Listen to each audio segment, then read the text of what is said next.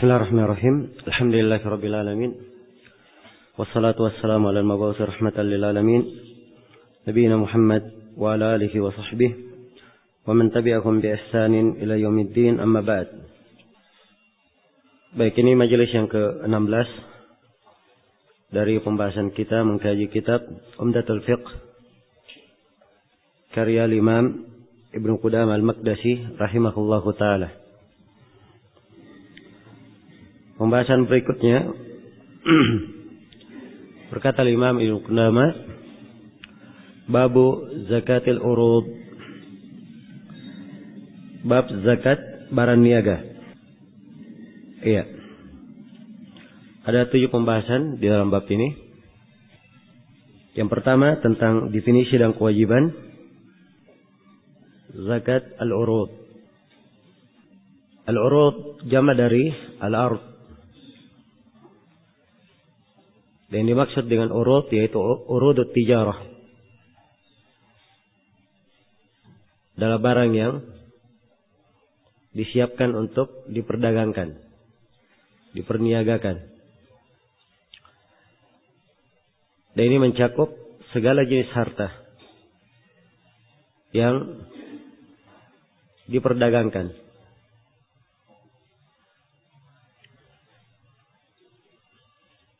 Dan dari sini tampak bahwa pembahasan urudut tijarah ini cakupannya yang paling luas di dalam pembahasan zakat. Karena segala harta yang diperdagangkan masuk di dalamnya. Apakah itu tanah, rumah, pakaian, bejana, segala jenis hewan yang diperdagangkan. Unta, sapi, kambing, kuda, keledai, ayam, dan apa saja yang diperdagangkan, maka dia masuk ke dalam urudut tijarah. Ya.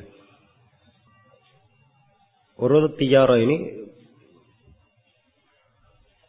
ada kewajiban zakat di dalamnya menurut pendapat jumhurul ulama.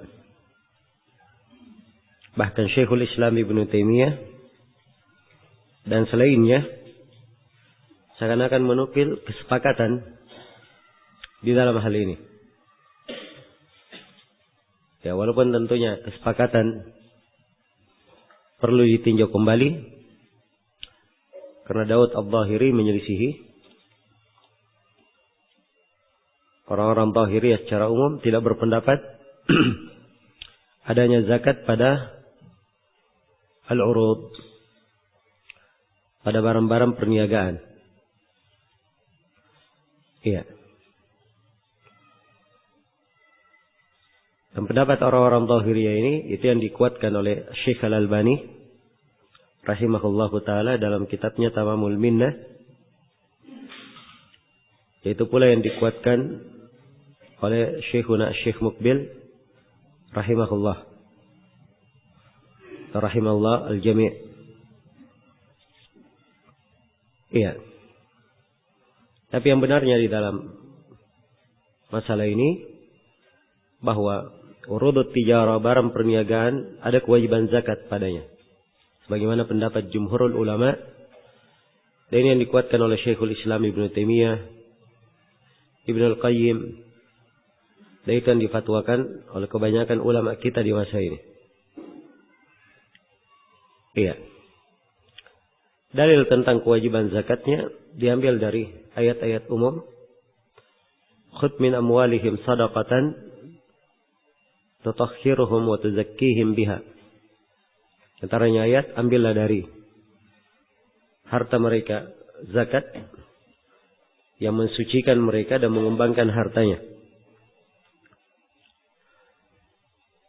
Dan juga firman Allah Subhanahu wa taala, wa fi amwalihim haqqul lis-sa'ili wal mahrum. Dan pada harta mereka adalah ada hak bagi orang yang meminta dan al-mahrum, orang yang tidak memiliki apa-apa. Dan juga masuk di dalam keumuman perintah Nabi kepada Mu'ad a'limhum anna Allah iftarad 'alaihim shadaqatan fi amwalihim tu'khadhu min aghniyaihim faturaddu 'ala fuqara'ihim. Kabarkan kepada mereka bahwa Allah mewajibkan sedekah pada harta yang diambil dari orang-orang kaya mereka dikembalikan kepada orang miskinnya. Dan telah syah dari Ibnu Umar dan selainnya dari para sahabat yang menjelaskan tentang adanya zakat pada barang perniagaan. Dan ini sahih dari Ibnu Umar dan beberapa orang sahabat serta tidak ada yang menyelisihi mereka. Iya. Apalagi di masa sekarang ini harta yang paling banyak yang dimiliki oleh manusia adalah harta yang diperdagangkan pada barang perniagaan. Iya. Karena itu pendapat jumhurul ulama ini saya kira adalah pendapat yang hendaknya dipegang di dalam pembahasan. Baik. Jadi dari kesimpulan uraian tadi kita bisa mengambil suatu kesimpulan hukum bahwa zakat barang niaga itu adalah suatu hal yang ada ketetapannya di dalam syariat kita. Merupakan hal yang diwajibkan menurut pendapat jumhurul ulama. Kebanyakan ulama. Kemudian Ibnu Qudamah menjelaskan tentang syarat-syarat kewajiban pada barang niaga. Kata beliau, wala zakata fiha hatta yanwiya biha tijarata wa hiya nisabun haulan. Kata beliau, tidak ada zakat pada al-urud ini, pada barang niaga,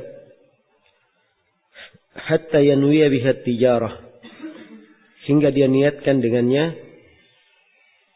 untuk diperdagangkan. Iya. Jadi ini syarat tambahan ya. Selain dari 5 syarat kewajiban zakat yang sudah kita bahas di awal pembahasan zakat, syarat umum ya. Dari kewajiban zakat. Ditambah lagi di sini dia meniatkan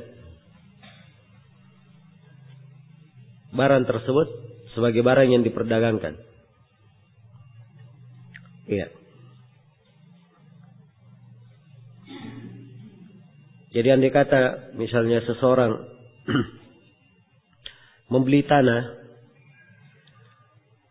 untuk dia simpan untuk dirinya sendiri, ini tidak ada kewajiban zakatnya.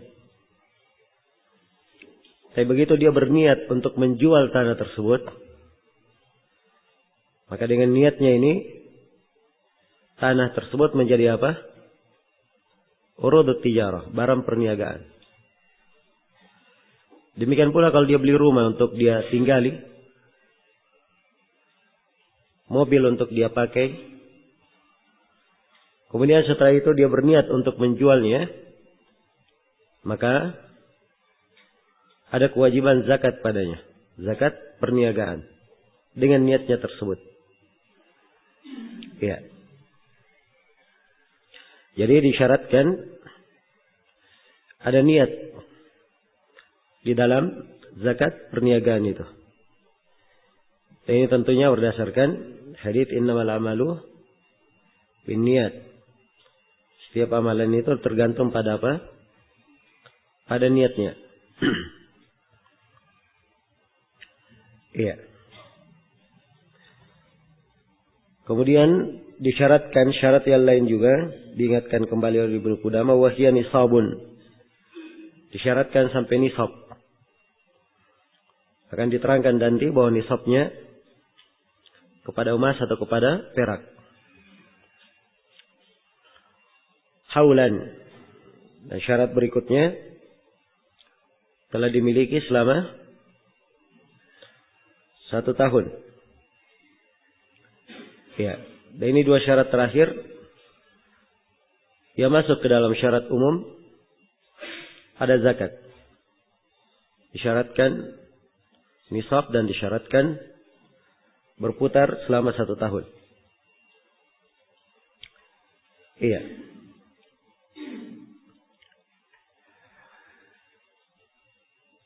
Baik. Kemudian pembahasan yang ketiga, bagaimana cara menghitungnya? Kata beliau, "Tsumma yuqawwimuha."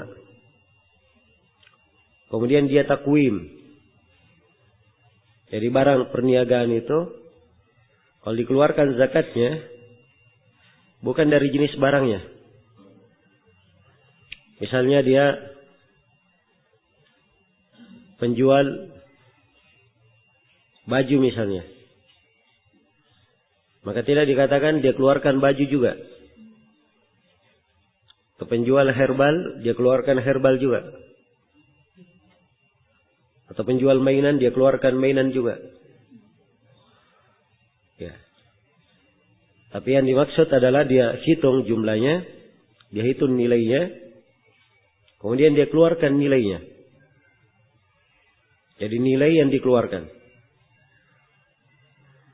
Iya. Dan ini yang syah dari sejumlah sahabat, di mana Ibnu Umar radhiyallahu ta'ala beliau mentakwim kudanya. Jadi kuda yang dia jual, dia hitung nilainya. Kemudian zakatnya diserahkan kepada ayahnya, kepada Umar. Iya. Dan ada riwayat-riwayat yang lain dari para sahabat dalam hal ini.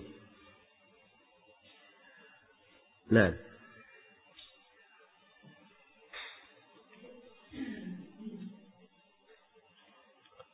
Baik.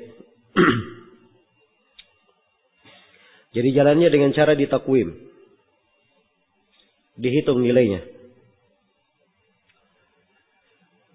Iya. Karena itu kata Ibnu Qudamah, fa idza balagat aqalla nisabin min ad-dhahabi aw al-fiddah akhraja az-zakata min qimatiha. Apabila barang perniagaan ini sudah mencapai nisab yang tersedikit dari emas dan perak, maka dia keluarkan zakat dari nilainya, dari kimahnya. Ya, tadi kita sini Ibnu Qudamah menjelaskannya bahwa ukuran nisabnya untuk emas dan perak itu untuk zakat perniagaan, ukuran nisabnya diukur kepada apa? Emas dan perak.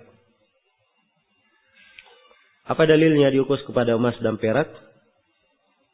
Karena Ibnu Umar radhiyallahu ta'ala anhu dengan sanad yang sahih, beliau berkata, "Laisa fil urudi zakatun illa fi ardin fi tijarah fa inna fihi zakah." Kata beliau, tidak ada pada barang-barang itu zakat kecuali pada barang-barang yang diperdagangkan, padanya ada zakat. Dan di riwayat Abdul Razzaq, Ibnu Umar berkata, "Maka min malin fi raqiqin aw dawabin aw fi bazzin lit-tijarah fa inna fihi zakata fi kulli am." Kata beliau, tidak ada satu harta pun, apakah itu budak, kendaraan, baz, yang diperdagangkan, kecuali wajib padanya zakat setiap tahun. Nah, penyebutan bahwa wajib dikeluarkan zakat pada setiap tahunnya, ini menunjukkan bahwa zakatnya sama dengan zakat apa? Emas dan perak. Iya. Karena harta yang bukan ternak, yang ada kewajiban zakat setiap tahunnya, itu tiada lain kecuali apa? Emas dan perak. Adapun hasil bumi bukan setiap tahun, tapi ketika dipanen. Jadi ketika Ibnu Umar berkata setiap tahun, maka ini ikut kepada hitungan emas dan perak. Karena itulah di zakat perniagaan, nisab, ini sama dengan nisab apa? Emas dan perak. Kadar yang dikeluarkan, sama dengan kadar yang dikeluarkan pada apa? Emas dan perak. Berapa kadar yang dikeluarkan? 1/40 atau 2,5%. Jelas ya? Baik, kalau kita sudah sampai ke kesimpulan bahwa ukuran nisab pada zakat perniagaan adalah yang semisal dengan emas dan atau perak, sekarang yang mana yang kita nilai? Jadikan standar ukuran, emasnya atau peraknya? Karena dimaklumi ya, emas dan perak berbeda harganya. Maka penulis berkata, Ibnu Qudamah berkata, aqalla nisabin, dilihat kepada yang paling sedikit dari dua nisab itu, dari emas dan perak. Contoh tadi misalnya kita hitung ya, antara emas dan perak. Anggaplah perak itu kita hargai sekarang harga umumnya 20.000 1 gram. Jadi kalau kadar emas nisabnya tadi, nisab perak tadi berapa? 595 gram. Jadi kalau 20.000 dikali 595 gram, ini akan berapa jumlahnya? Ya sekitar 11.900.000. Baik. Ini perak ya. Kalau kita hitung ke emas, emas tadi berapa nisabnya? 85 gram. Kalau emas itu kita hargai 400.000, maka nisab akan menjadi 34 juta. Yang mana lebih banyak? 11.900.000 atau 34 juta? 11 juta. Karena itu kita ambil yang paling sedikit. Maka ukuran nisab kita ukur kemana? Ke emas atau ke perak? Ke perak. Andai kata misalnya terjadi suatu saat perak lebih mahal, maka yang kita ambil ukuran nisab apa? Emas. Iya. Karena memang diukur kepada emas dan perak, maka diambil salah satu dari keduanya. Jelas ya? Dan di antara alasan al-fuqaha kenapa diambil dari emas dan perak, diambil yang paling sedikitnya, karena zakat itu pembahasannya adalah memberikan santunan. Iya. Maka yang paling rahmatnya bagi orang miskin, bagi ahlul zakat, bukan diambil di kadar paling tingginya, tapi diambil di kadar paling apa? Paling bawahnya. Iya. Baik. Jadi sisa ditakwim saja. Dalam setahun misalnya si A dia berdagang, anggaplah dia punya toko makanan. Dia hitung barang-barangnya yang ada di hari itu. Jadi di ujung tahun ya, dia hitung barangnya yang ada di hari itu. Kemudian dia hitung pembelanjaannya selama 1 tahun. Ya. Dia nilai berapa harganya semuanya. Dari keuntungan yang telah berlalu. Kemudian ditambah dengan jumlah barang yang masih ada. Iya. Kemudian dia lihat nilainya. Kalau nilainya sampai kepada nisab emas dan perak, maka ada apa? Kewajiban zakat. Kalau tidak sampai kepada nilai nisab emas atau perak, tidak senilai dengan 595 gram perak atau tidak senilai dengan 85 gram emas, berarti tidak ada kewajiban apa? Zakat. Tapi kalau sampai ke nilai itu, wajib dikeluarkan zakatnya. Maka dikeluarkan zakatnya bukan dalam bentuk barang, tapi dalam bentuk apa? Nilai.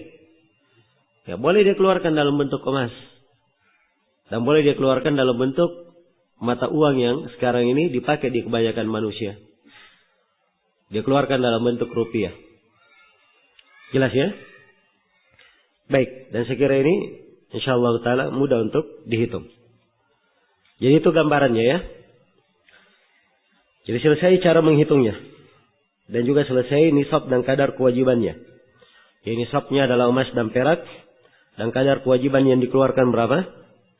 2,5% atau 1/40.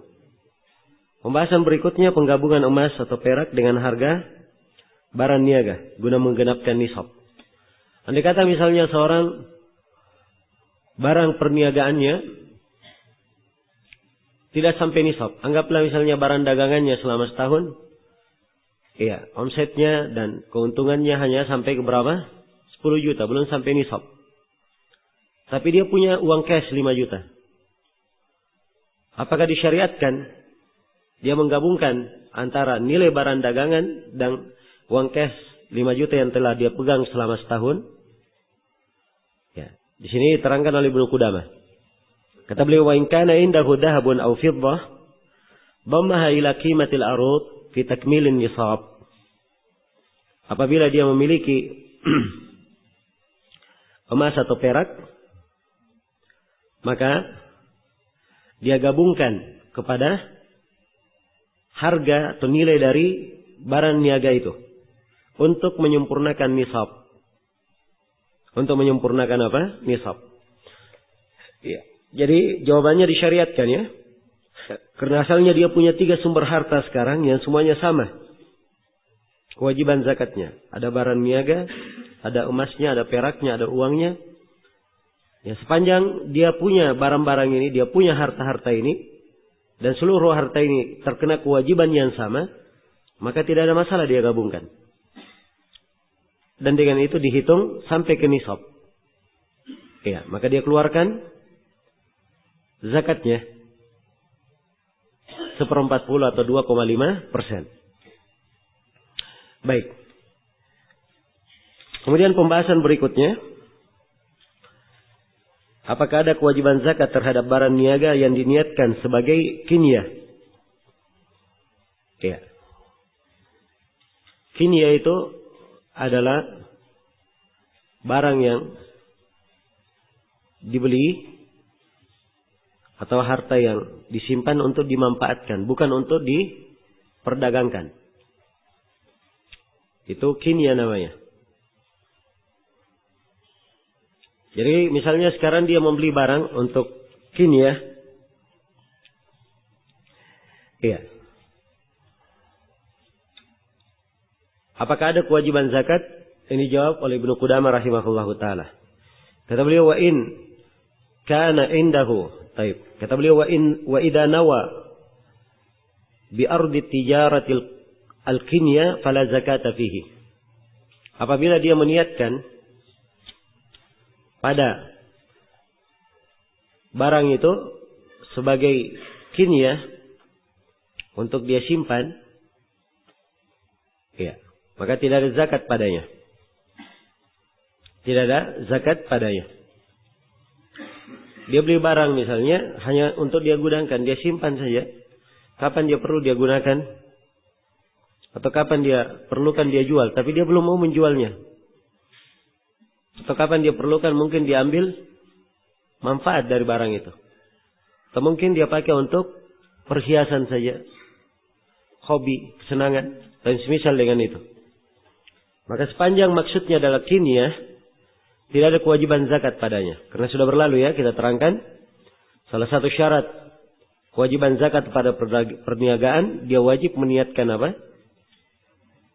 Dia telah meniatkan bahwa barang itu untuk apa? Diperdagangkan. Sepanjang dia tidak niat berdagang, maka tidak ada kewajiban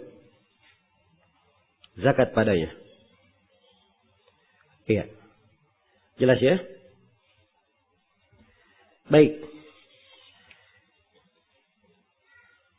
Kemudian Ibnu Qudamah rahimahullah menjelaskan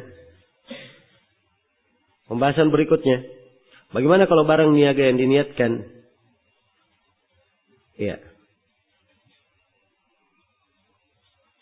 sebagai kinyah itu, setelah diniatkan sebagai kinyah, dia niatkan lagi untuk diperdagangkan. Jadi tadinya dia beli bukan untuk diperdagangkan. Tapi setelah dia miliki, mungkin sudah berlalu, dia bosan misalnya melihatnya. Atau tiba-tiba dia perlu duit. Dia ingin menjualnya. Maka Di kondisi yang seperti ini, begitu dia niatkan untuk memperdagangkan, Ibnu Qudamah berkata, "Tsumma inna wa ba'da dzalika at-tijara ista'nafa lahu haulan." Kemudian setelah itu kalau dia niatkan barang itu untuk diperdagangkan, dia mulai menghitung untuknya awal tahun. Jadi mulai dihitung zakatnya dan mulai dia hitung awal apa? Haulnya. Kan disyaratkan harus berputar apa? 1 haul. Jadi kalau misalnya dia beli mobil di bulan Muharram, bulan 1. Setelah dia pakai 6 bulan, ya. Kemudian di bulan 6 dia ingin menjualnya.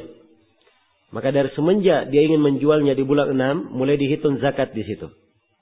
Nanti bulan 6 berikutnya dia wajib apa? Mengeluarkan zakat perdagangan. Baik. Dan ini saya kira jelas ya. Ya. Selesai sudah pembahasan tentang zakat al-urud. Zakat yang berkaitan dengan zakat perniagaan.